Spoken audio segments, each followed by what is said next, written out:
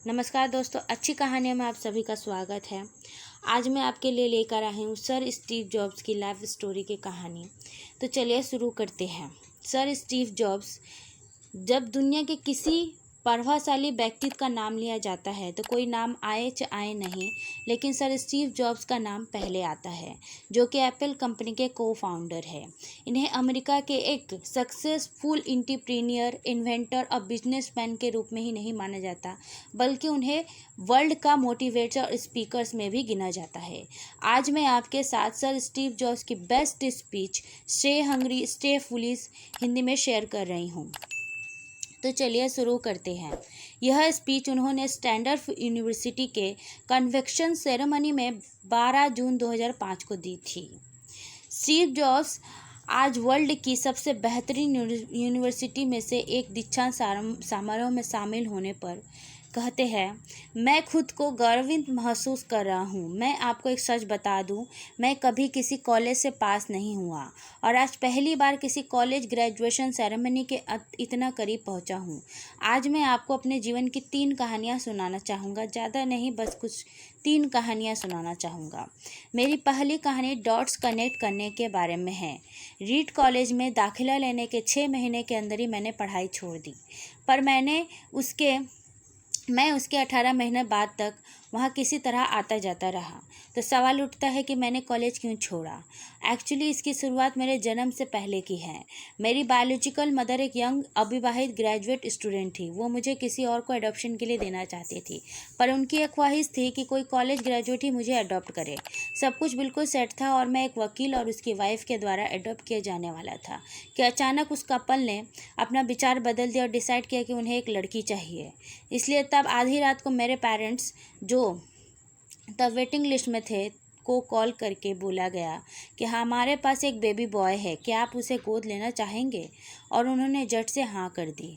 बाद में मेरी बायोलॉजिकल मदर को पता चला कि मेरी माँ कॉलेज पास नहीं थे और पिता तो हाई स्कूल पास भी नहीं है, इसलिए उन्होंने एडॉप्शन पेपर साइन करने से मना कर दिया। पर कुछ महीनों बाद मेरे होने वाले पेरेंट्स को मुझे कॉलेज भेजने के आश्वासन के बाद वो मान गई। तो मेरी ज़िंदगी की शुरुआत कुछ इस तरह हुई और 17 साल बाद मैं कॉलेज गया, पर गलती से मैंने स्टैनफोर्ड जितना ही महंगा कॉलेज चुन लिया। मेरे वर्किंग क्लास पेरेंट्स की सारी जमा पूंजी मेरी पढ़ाई में जाने लगी। 6 महीने बाद मुझे इस पढ़ाई में कोई वैल्यू नहीं दिखी। मुझे कुछ आइडिया नहीं था कि मैं अपनी ज़िंदगी में क्या करना चाहता हूँ और कॉलेज मुझे किस तरह से इसमें हेल्प करेगा। और ऊपर से मैं अपने पेरेंट्स की जीवन भर की कमाई खर्च करता जा रहा था। इसलिए मैंने कॉलेज ड्रॉप आउट करने का निर्णय लिया और सोचा जो होगा अच्छा होगा। उस समय तो यह सब कुछ मेरे लिए काफ़ी डरावना था, पर जब मैं पीछे मुड़कर देखता हूँ तो मुझे लगता है कि यह मेरी ज़िंदगी का सबसे अच्छा डिसीज़न था। जैसे ही मैंने कॉलेज छोड़ा, मेरे ऊपर में से ज़रूरी क्लासेस करने की बाध्यता ख़त्म हो गई और मैं चुपचाप सिर्फ अपने इंटरेस्ट की क्लासेस करने लगा। ये सब कुछ इतना आसान नहीं था। मेरे पास रहने के लिए कोई रूम नहीं था, इसलिए मुझे दोस्तों के रूम में फ़र्श पे सोना पड़ता था। मैं कोक की बोतल को लौटाने से मिलने वाले पैसों से खाना खाता था। मैं हर संडे 7 मील पैदल चलकर हरे कृष्णा टेम्पल जाता था, ताकि कम से कम हफ्ते में एक दिन पेट भरकर का खाना खा सकूं।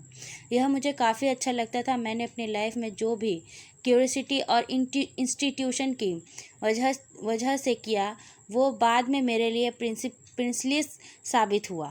Let me give an example. उस समय रीड कॉलेज शायद दुनिया की सबसे अच्छी जगह थी जहाँ कैलीग्राफी सिखाई जाती है। पूरे कैंपस में हर एक पोस्टर, हर एक लेवल बड़ी खूबसूरती से हाथों से कैलीग्राफ किया जाता है। चूँकि मैं कॉलेज से ड्रॉप आउट कर चुका था, इसलिए मुझे नॉर्मल क्लासेस करने की ज़रूरत नहीं थी। मैंने तय किया कि मैं कैलीग्राफी की क्लासेस करूँगा और इससे अच्छी तरह से सीखूँगा। मैंने शेरिफ और सेंस शेरिफ टाइप फेसेस के बारे में सीखा। अलग अलग लेटर कॉम्बिनेशन के बीच में स्पेस वेरी करना और किसी अच्छी टाइपोग्राफी को क्या चीज़ अच्छा बनाती है, यह भी सीखा।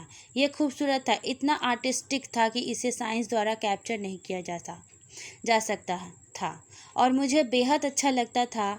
उस समय ज़रा सी भी उम्मीद नहीं थी कि मैं इन चीज़ों का यूज़ कभी अपनी लाइफ में करूँगा। लेकिन जब 10 साल बाद हम पहला टोस कंप्यूटर बना रहे थे, तब मैंने इस मैक में डिज़ाइन कर दिया और मैक खूबसूरत टाइपोग्राफी युक्त दुनिया का पहला कंप्यूटर बन गया। अगर मैंने कॉलेज से ड्रॉप आउट नहीं किया होता तो मैक में कभी मल्टीपल टाइपफेसेस या प्रोपोर्शनली स्पेस फॉन्ट्स नहीं होते। और चूंकि विंडोज़ ने मैक की कॉपी की थी और शायद किसी भी पर्सनल कंप्यूटर में ये चीज़ें नहीं होती। अगर मैंने कभी ड्रॉप आउट ही नहीं किया होता तो मैं कभी कैलीग्राफी की वो क्लासेस नहीं कर पाता और फिर शायद पर्सनल कंप्यूटर्स में जो फॉन्ट्स होते हैं वो होते ही नहीं। ऑफ कोर्स जब मैं कॉलेज में था तब भविष्य में देखकर इन डॉट्स को कनेक्ट करना इम्पॉसिबल था, लेकिन 10 साल बाद जब मैं पीछे मुड़कर देखता हूँ तो सब कुछ बिल्कुल साफ नज़र आता है। आप कभी भी फ्यूचर में झांक कर डॉट्स कनेक्ट नहीं कर सकते, आप सिर्फ पास्ट देखकर ही डॉट्स कनेक्ट कर सकते हैं। इसलिए आपको यकीन करना होगा कि अभी जो हो रहा है वो आगे चलकर किसी न किसी तरह आपके फ्यूचर से कनेक्ट हो जाएगा। आपको किसी न किसी चीज़ में विश्वास करना ही होगा, अपने गट्स में, अपनी डेस्टिनी में, अपनी ज़िंदगी या फिर अपने कर्म में किसी ना किसी चीज़ में विश्वास करना ही होगा, क्योंकि इस बात में बिलीव करना कि आगे चलकर डॉट्स कनेक्ट होंगे आपको अपने दिल की आवाज़ सुनने की हिम्मत देगा, तब भी जब आप बिल्कुल अलग रास्ते पर चल रहे होंगे। And that will make the difference. मेरी दूसरी कहानी यह है लव और लॉस के बारे में। मैं जिस चीज़ को चाहता हूँ मुझे जल्दी ही मिल गई वो, और मैंने अपने पेरेंट्स के गराज से एप्पल शुरू की। तब मैं 20 साल का था। हमने बहुत मेहनत की और 10 साल में एप्पल 2 लोगों से बढ़कर बिलियन और 4,000 लोगों की कंपनी हो गई।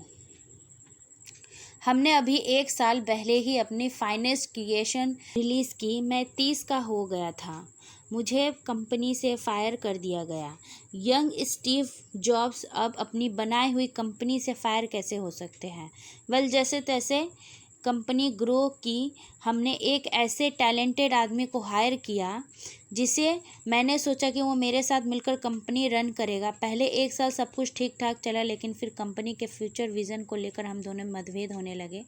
बात बोर्ड ऑफ डायरेक्टर्स तक पहुंच गई और उन लोगों ने उसका साथ दिया। सो एट 30 मुझे निकाल दिया गया, पब्लिकली निकाल दिया गया। जो मेरी पूरी एडल्ट लाइफ का फोकस था वो अब ख़त्म हो चुका था और ये बिल्कुल ही तबाह करने वाला था। मुझे सचमुच अगले कुछ महीनों तक समझ ही नहीं आया कि मैं क्या करूं। मुझे महसूस हुआ कि ये सब कुछ इतनी आसानी से एक्सेप्ट करके मैंने अपने पहले ही जनरेशन के एंटरप्रेन्योर्स को नीचा दिखाया है। मैं डेविड पैकर्ड और बॉब नेओस से मिला और उनसे सब कुछ ऐसे हो जाने पर माफ़ी मांगा। मैं एक बहुत बड़ा पब्लिक फेलियर था। एक बार तो मैंने वैली छोड़कर जाने की भी सोची, पर धीरे धीरे मुझे एहसास हुआ कि मैं जो काम उसके लिए मैं अभी भी पैशनेट हूँ। एप्पल में जो कुछ हुआ उसकी वजह से मेरा पैशन में ज़रा भी कमी नहीं आई। मुझे रिजेक्ट कर दिया गया, पर मैं अभी भी अपने काम से प्यार करता हूँ। इसलिए मैंने एक बार फिर से शुरुआत करने की सोची। मैंने तब नहीं सोचा, पर अब मुझे लगता है कि एप्पल से फायर किए जाने की अच्छी चीज़ मेरे साथ और हो ही कुछ नहीं सकती थी। सक्सेसफुल होने का बोझ अब बिगिनर होने के हल्केपन में बदल चुका था। मैं एक बार फिर खुद को बहुत फ्री महसूस कर रहा था। इस फ्रीडम की वजह से मैंने अपने लाइफ की सबसे क्रिएटिव पीरियड में जा पाया। अगले 5 सालों में मैंने एक कंपनी नेक्स्ट और एक दूसरी कंपनी पिक्सर स्टार्ट की, और इसी दौरान मेरी मुलाकात एक बहुत ही अमेजिंग लेडी से हुई जो आगे चलकर मेरी वाइफ बनी। पिक्सर ने दुनिया की सबसे बड़ी computer animated movie toy story बनाई और इस वक्त यह दुनिया की सबसे सफल एनिमेशन स्टूडियो है। एप्पल ने एक अप्रत्याशित कदम उठाते हुए नेक्स्ट को खरीद लिया और मैं एप्पल में वापस चला गया। आज एप्पल नेक्स्ट द्वारा डेवलप की गई टेक्नोलॉजी यूज़ करती है। अब लॉरेन और मेरा एक सुंदर सा परिवार है। मैं बिल्कुल श्योरिटी के साथ कह सकता हूँ कि अगर मुझे एप्पल से नहीं निकाला गया होता तो मेरे साथ ये सब कुछ नहीं होता। ये एक कड़वी दवा थी, पर शायद मरीज को इसकी ज़रूरत थी। कभी कभी ज़िंदगी आपको इसी तरह ठोकर मारती है। अपना विश्वास मत खोइए। मैं यकीन के साथ कह सकता हूँ कि मैं सिर्फ इसीलिए आगे बढ़ता गया क्योंकि मैं अपने काम से प्यार करता था। Love my work. आप रियली क्या अपने काम से प्यार करते हैं? यह आपको जानना होगा। जितना आप अपने काम से प्यार करोगे ये फाइंड करना ज़रूरी है क्योंकि उतना ही उस काम को ढूंढना ज़रूरी है जिसे आप सचमुच इंजॉय करते हो। आपका काम आपकी ज़िंदगी का एक बड़ा हिस्सा होगा। और ट्रूली सेटिस्फाइड होने के एक ही तरीका है कि आप वो करें जिससे आप सचमुच एक बड़ा काम समझते हो, और बड़ा काम करने का एक ही तरीका है कि आप वो करें जो करना आप इंजॉय करते हो। यदि आपको अभी तक वो काम नहीं मिला है तो आप रुकिए मत, उसे खोजते रहिए। जैसा कि दिल से जुड़ी हर चीज़ में होता है, वो जब आपको मिलेगा तब आपको पता चलेगा कि जैसा कि अच्छा रिलेशनशिप में होता है, वो समय साथ साथ अच्छा होता जाएगा। इसलिए खोजते रहिए, रुकिए मत। मेरी तीसरी कहानी है डेथ के बारे में। जब मैं 17 साल का था, मैंने एक क्यूटो पढ़ा जो कुछ इस तरह था: यदि आप हर रोज़ ऐसा जिए जैसे कि आपकी ज़िंदगी का आखिरी दिन है, तो आप किसी न किसी दिन सही साबित हो जाएंगे। इसने मेरे दिमाग पे एक ऐसा इम्प्रेशन बना दी। तब से मैं पिछले 33 सालों से मैंने हर सुबह उठकर शीशे में देखा और खुद से एक सवाल किया, अगर ये मेरी ज़िंदगी का आखिरी दिन होता तो मैं क्या करता, क्या करने वाला हूँ। और जब भी लगातार कई दिनों तक जवाब नहीं होता तो मैं समझ जाता हूँ कि कुछ बदलने की ज़रूरत है। इस बात को याद रखना कि मैं बहुत जल्द मर जाऊँगा मुझे अपनी लाइफ के बड़े डिसीज़न लेने में सबसे ज़्यादा मददगार होता है, क्योंकि जब एक बार डेथ के बारे में सोचता हूँ तब सारी एक्सपेक्टेशन, सारा पीरियड, सारा फेल होने का डर, सब कुछ गायब हो जाता है।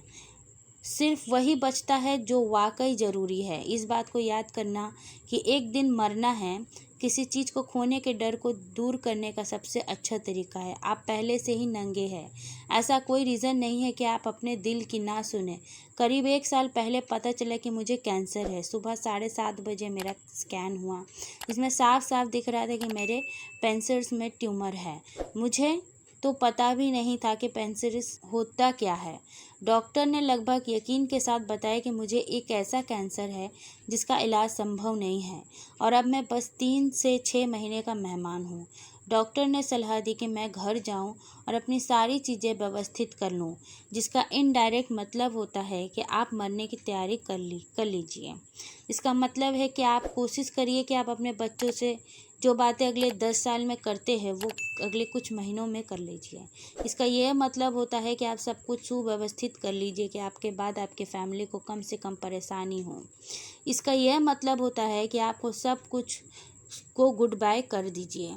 मैंने इस डायग्नोसिस के साथ पूरा दिन बिताया और फिर शाम को मेरी बायोप्सी हुई, जहाँ मेरे गले के रास्ते पेट से होते हैं मेरी इंटेस्टाइन में एक एंडोस्कोप डाला गया और एक सुई से ट्यूमर से कुछ सेल्स निकाले गए। मैं तो बेहोश था, पर मेरी वाइफ जो वहाँ मौजूद थी उसने बताया कि जब डॉक्टर ने माइक्रोस्कोप से मेरे सेल्स देखे तो वो रो पड़ा। दरअसल सेल्स देखकर डॉक्टर समझ गए कि मुझे एक बहुत ही दुर्लभ प्रकार का पैनक्रेटिक कैंसर है जो सर्जरी से ठीक हो सकता है। मेरी सर्जरी हुई और सौभाग्य से अब मैं ठीक हूँ। मौत के इतने करीब मैं इससे पहले कभी नहीं पहुँचा, और उम्मीद करता हूँ अगले कुछ दशकों तक पहुँचूँगा भी नहीं। ये सब देखने के बाद मैं और भी विश्वास के साथ कह सकता हूँ कि डेथ एक यूज़फुल बट इंटेलेक्चुअल कॉन्सेप्ट है। कोई मरना नहीं चाहता है, यहाँ तक कि जो लोग स्वर्ग जाना चाहते हैं वो फिर भी मौत वो मंजिल है जिसे हम सब शेयर करते हैं। आज तक इससे कोई बचा नहीं, और ऐसा ही होना चाहिए, क्योंकि शायद मौत ही इस ज़िंदगी का सबसे बड़ा आविष्कार है। इस ज़िंदगी को बदलती है, पुराने को हटाकर नया का रास्ता खोलती है। और इस समय नए आप हैं, पर ज़्यादा नहीं, कुछ ही दिनों में आप भी पुराने हो जाएंगे और रास्ते से साफ हो जाएंगे। इतना ड्रामेटिक होने के लिए माफ़ी चाहता हूँ, पर यह सच है। आपका समय सीमित है, इसलिए इसे किसी और की ज़िंदगी का व्यर्थ मत कीजिए। बेकार की सोच में मत फंसिए। अपनी ज़िंदगी को दूसरों के हिसाब से मत चलाइए। औरों के विचार को शोर में अपनी अंदर की आवाज़ को, अपने इंस्टीट्यूशन को डुबाने मत दीजिए। यह वे पहले से ही जानते हैं कि तुम सच में क्या बनना चाहते हो, बाकी सब गौण है। 11 साल की लंबी लड़ाई से लड़ते हुए पैनक्रियाटिक कैंसर के कारण 5 अक्टूबर 2011 को सर स्टीव जॉब्स की मौत हो गई। वो इस सदी के सबसे महान इंसान थे। तो आशा करती हूँ इस तरह के और भी इंस्पिरेशनल कहानी के लिए आप हमारे साथ बने रहिएगा और कमेंट बॉक्स पे ज़रूर कमेंट करिएगा वीडियो कैसी लगी आपको। चैनल पे न्यू है तो सब्सक्राइब करना बिल्कुल भी मत भूलिएगा। वीडियो को ज़्यादा से ज़्यादा लाइक एंड शेयर करिएगा दोस्तों। और भी अच्छी कहानियों के लिए कमेंट बॉक्स पे लिख के ज़रूर बताइए कि आपको किस तरह की कहानी पसंद है। डिस्क्रिप्शन बॉक्स में दिए गए लिंक को क्लिक करके आप और भी अच्छी कहानियाँ सुन सकते हैं दोस्तों। धन्यवाद आप सभी का, हमारे साथ बने रहिएगा।